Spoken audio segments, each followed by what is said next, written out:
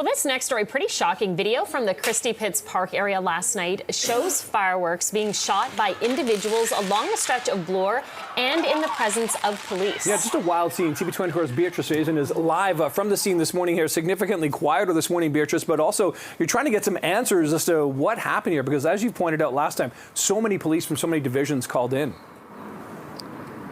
No question about it, Nick and Courtney. There was a big police presence here. I don't know if it was a case of police getting overwhelmed at first, maybe didn't anticipate the fact that we would see this kind of thing happening here at Bloor and Christie. But it seems like police were kind of just hanging around, watching it happen. And in fact, despite the fact there were fireworks flying across Bloor Street here, there was no alert put out, no tweet put out by police, at least alerting people to the fact that this was happening. So here's the video on your screen now. You can see it. You can hear the fireworks crackling. You can hear people screaming as well.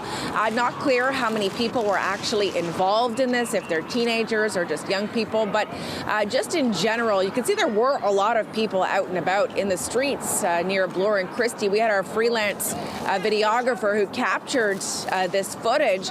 According to him and what he observed, that this happened actually over a 2-hour span, he believed, from 9 p.m. till 11 p.m.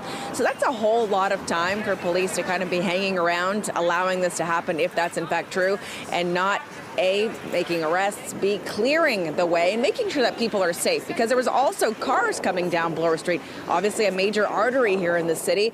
So cars coming down, fireworks being shot at vehicles, and there's one shot actually where a firework that's in the ground is pointed at a police cruiser, and it's a sergeant's vehicle, by the way, pointed at a sergeant's police cruiser and appears to be hitting this cruiser. When it comes to police, there's some shots as well. A couple of officers on bikes. You can see fireworks in their hands. It looks like they managed to seize some of the fireworks from some of the people participating in this chaos.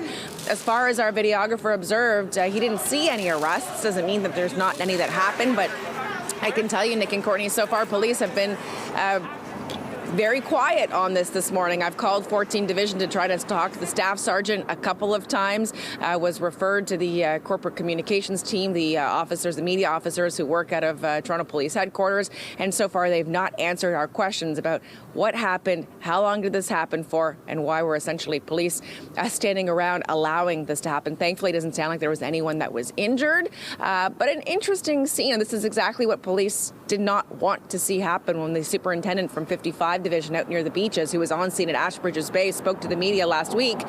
She mentioned the fact that police would be out in full force, observing what was happening, asking people not only not to shoot fireworks at each other, but not to shoot fireworks, period, in public places. It is against the law. So lots of questions for police this morning, Nick and Courtney, and we'll get back to you as soon as we have any answers. Yeah, we'll continue to check in with you on this developing story. Then Beatrice Faison reporting live. Beatrice, thank you.